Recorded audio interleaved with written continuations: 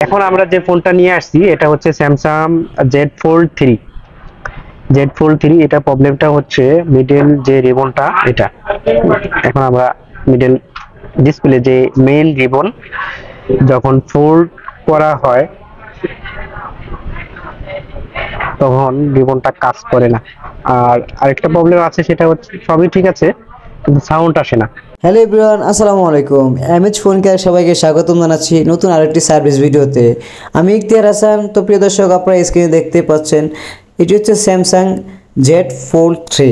আর এটা মূলত সমস্যা ছিল রিবনে। আসলে আমরা কাস্টমার যখন ফোল্ড করে দুইটা পার্ট যখন একসাথে করে তখন রিবনটা আসলে যে কোনো কারণবশত হয়তো ছিঁড়ে যায় ভিতর থেকে বা নষ্ট হয়ে যায়। প্রিয় দর্শক, এছাড়া আপনারা দেখছেন আমরা যখন ফোল্ড ফোরে একটা ভিডিও দিয়েছিলাম, সেম টু সেম আপনারা এরকম ফোল্ড করতে করতে এরকম রিবনের সমস্যা দিয়েছিল এবং কি ভিতরে ময়লা জমে গিয়েছিল, এই কারণে এটা ফোল্ড হতো না। আর এবং রিবন সমস্যার কারণে ডিসপ্লে আসতো না, এরকম বিভিন্ন সমস্যা হয়ে থাকে। প্রিয় দর্শক, আপনারা হয়তো বা জানেন এইসব কাজে যেমন ফোল্ডের বা ফ্লিপের কাজগুলো একটু সেন্সিটিভ, কাজগুলো খুব সতর্কতার সহিত কাজ করতে হয়। ফ্ল্যাগশিপ মোবাইলগুলো আছে, আসলে অনেকে এখন আপডেট সিরিজ তো শেষ হয় না।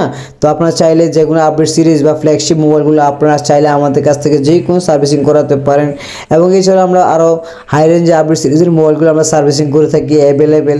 আমাদের আগের ভিডিওতে দেখতে পারবেন আপনারা। এছাড়া আমরা ভিডিওর মাধ্যমে অনেক আপডেট সিরিজের মোবাইলগুলো আমরা ভিডিও করে আপনাদেরকে প্রোভাইড করে থাকি বা আপনাদেরকে দিয়ে থাকি। তো প্রিয় দর্শক, আপনারা যদি এরকম সমস্যা ভোগেন বা আদার্স সমস্যা হয়ে থাকে বা ডিসপ্লে চেঞ্জ করানো লাগে বা রিবনের সমস্যা হয়, ব্যাটারিতে সমস্যা হয় বা মাদারবোর্ডে আদার্স যে কোনো ইস্যু হলে আপনারা চাইলে আমাদের এমএচ ফোন কেয়ারে চলে আসতে পারেন।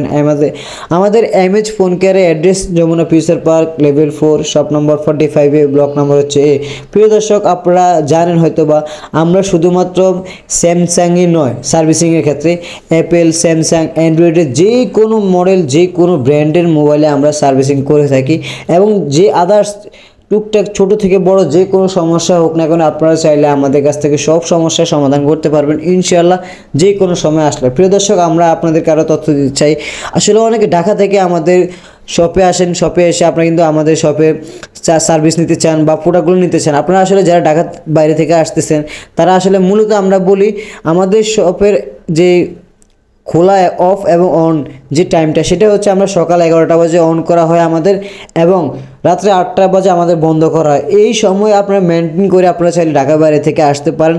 আসলে অনেক সময় কাস্টমাররা দেখি যে লাস্ট মুহূর্তে আসে ঢাকার বাইরে থেকে, তখন কিন্তু আসলে তাদের সার্ভিসটা দিয়ে বা কাজটা সম্পূর্ণ করে দেওয়া পসিবল হয় না, অসম্ভব হয়ে যায়, পরের দিন নিতে হয়। এরকম আসলে আমরা চাই না কাস্টমার কষ্ট পাক বা সমস্যা হোক। আপনারা ওই সময় নিয়ে আসবেন যেন আমাদের সঠিক সময় আমাদের শপে এসে হাজির থাকতে পারেন বা কাজটা সমাধান করে আবার চলে যেতে পারেন। তো আপনারা যারা আসলে আমাদের শপে আসতে চান চাইলে আমাদের এমএচ ফোন কেয়ারে আসতে পারেন। যে কোনো ফ্ল্যাগশিপ মডেলের বা আইফোনের আপডেট সিরিজের এইসব মোবাইলগুলো আছে, ওয়াটার ড্যামেজ হোক বা পানিতে পড়ে যাক বা পুড়ে যাক বা ভেঙে যাক, যে কোনো সমস্যা হোক। আসলে আইফোনে কিছু কিছু ডিসপ্লে আমরা দেখি প্রায় সময় যখন এগুলো আপডেট একটু বেশি চলে, যখন গ্রিন লাইন হয়ে যায়, স্ক্রিন কালো হয়ে যায় বা যখন বাড়ি মেরে আবার চলে যায়, বিভিন্ন স্ক্রিনে আপনার বিভিন্ন সমস্যা হয়ে থাকে। আপনারা চাইলে আসলে আমাদের এমএচ ফোনকে যদি আসেন, যদি বেসিক সমস্যা হয় এইসব স্ক্রিনগুলোতে বা ডিসপ্লেগুলোতে, আমরা চাইলে আমরা সার্ভিস করে এইসব সমস্যাগুলো সমাধান করে দিতে পারবো ইনশাআল্লাহ। আর যদি হয়তো বা ডিসপ্লে রিপ্লেসমেন্ট করা লাগে তার কিছু করার থাকে না, তাহলে ডিসপ্লে রিপ্লেসমেন্ট করা লাগে।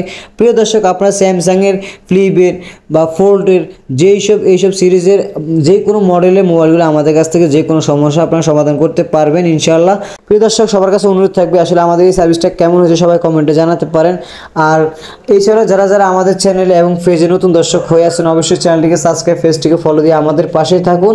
তো আজকের মতো বিদায় নিচ্ছি, সবাই ভালো থাকবেন, সুস্থ থাকবেন। আল্লাহ হাফিজ, আসসালামু আলাইকুম।